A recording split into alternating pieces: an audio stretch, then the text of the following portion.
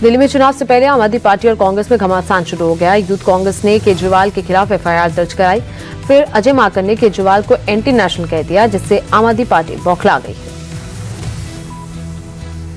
अगर Congress party Bharatiya Janata party को नहीं जिताना चाहती, अगर उनकी भारतीय जनता पार्टी से सांठ-गांठ नहीं है, तो फिर वो अगले 24 घंटे में अजय माकन के खिलाफ एक्शन लें, जिन्होंने अरविंद केजरीवाल जी को एंटी नेशनल कहा। वो यूथ कांग्रेस के नेताओं के खिलाफ एक्शन लें, जिन्होंने अरविंद केजरीवाल जी और मेरे खिलाफ एफआईआर दर्ज कराई। कांग्रेस के नेता दिल्ली वालों को बताएं कि संदीप दीक्षित जी, फरहाद सूरी जी का चुनाव लड़ने का पैसा कहां से आ रहा है।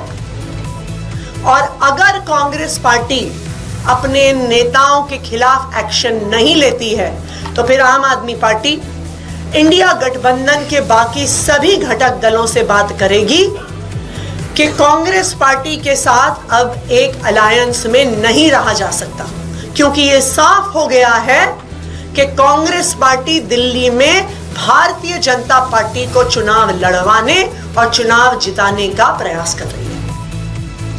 आम आदमी पार्टी के राज्यसभा सांसद संजय सिंह ने भी कांग्रेस पर कई सवाल उठाए। संजय सिंह ने कहा कि जिस कांग्रेस पार्टी के नेता आज अरविंद केजरीवाल को एंटी नेशनल कह रहे हैं, वो ये भूल गए हैं कि चाहे दिल्ली हो या पंजाब, केजरीवाल ने कांग्रेस के लिए कैंपेन किए हैं। अरविंद केजरीवाल वो शख्स है जिन्होंने दिल्ली में कांग्रेस पार्टी के प्रत्याशियों के लिए प्रचार किया। अरविंद केजरीवाल वो शख्स है जिन्होंने चंडीगढ़ तक में जाके कांग्रेस पार्टी के लिए प्रचार किया चुनाव में, और आप हमारे नेता को एंटी नेशनल कर रहे हैं। एफआईआर दर्ज करा रही यूथ कांग्रेस अरविंद केजरीवाल के खिलाफ। एक बीजेपी के नेता के खिलाफ कांग्रेसियों ने आज तक कोई एफआईआर नहीं दर्ज कराई। आज कांग्रेस पार्टी की सूची आप देखिए, लगता है बीजेपी के दफ्तर से बन के आ रही। आप इसकी समीक्षा कीजिए।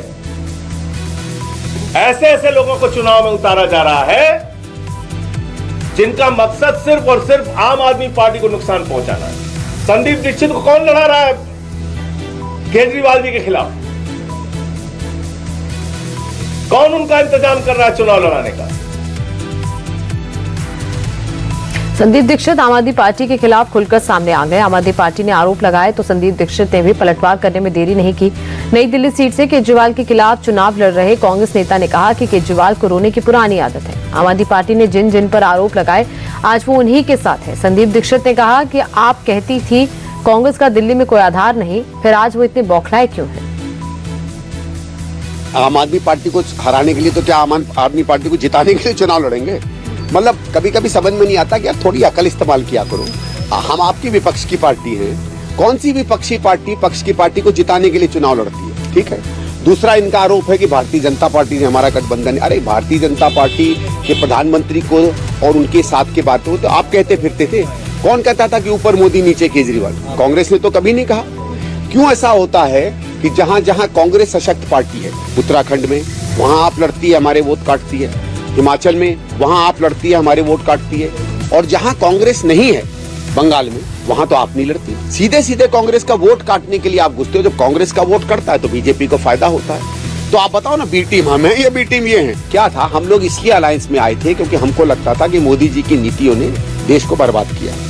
उसी तरीके से हमको लगता है कि केजरीवाल जी की नीतियों ने दिल्ली को बर्बाद किया है। तो अगर हम बर्बादी के खिलाफ चुनाव लड़ेंगे तो ऊपर हम मोदी को हराएंगे, नीचे हम केजरीवाल को हराएंगे।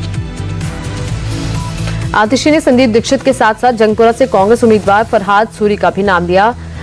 मुख्यमंत्री ने दावा किया था फरहाद सूरी को चुनाव लड़ाने का खर्च बीजेपी उठा रही है, इसलिए फरहाद सूरी भी सामने आए और आम आदमी पार्टी को जवाब दिया। देखिए, झूठ के पैर नहीं होते। ये पार्टी केजरीवाल ने जो बनाई, जिसे आम आदमी पार्टी कहते हैं, उसकी स्थापना ही झूठ पे हुई थी। अगर आप देखेंगे वो जन लोकपाल कहाँ चला गया, बच्चों के सिर पे कसम खा के मैं अलायंस में नहीं जाऊंगा, वो कहाँ गया, बड़े बड़े मकानों में नहीं रहूंगा, बड़ी बड़ी गाड़ियों में नहीं रहूंगा। और अभी मैं जैसे कह रहा था कि डेफेमेशन के केसेस में सबसे ज्यादा इन्होंने माफी मांगी है। आप भी डेफेमेशन फाइल करेंगे? मैं अपनी पार्टी से इजाजत लूंगा। मैं कांग्रेस का वर्कर हूँ। निजी चाह मेरी होगी कि मैं डेफेमेशन फाइल करूं। तो ये झूठ बोलने में माहिर है और ये बौखलाहट जताता है, दिमागी दिवालियापन जताता है। इलेक्शन लड़ना वो फेयरली नहीं चाहते, खुद भी डरे हुए हैं। लेकिन आप ही दो कैंडिडेट्स के नाम क्यों बोले? क्योंकि हम संदीप दीक्षित साहब और क्योंकि हम दोनों उनके टॉप 2 लीडर्स को हरा रहे हैं ना। आम आदमी पार्टी ने बीजेपी और कांग्रेस पर सांठगांठ का आरोप लगाया तो जवाब देने के लिए सुधांशु त्रिवेदी आ गए। बीजेपी प्रवक्ता ने कहा कि केजरीवाल और उनकी पार्टी चुनाव हार रही है, इसीलिए बौखलाहट में ये लोग कुछ भी बोल रहे हैं। आम आदमी पार्टी का ये बयान दिल्ली के चुनावों में उनकी अवश्यंभावी पराजय की स्वीकारोक्ति है।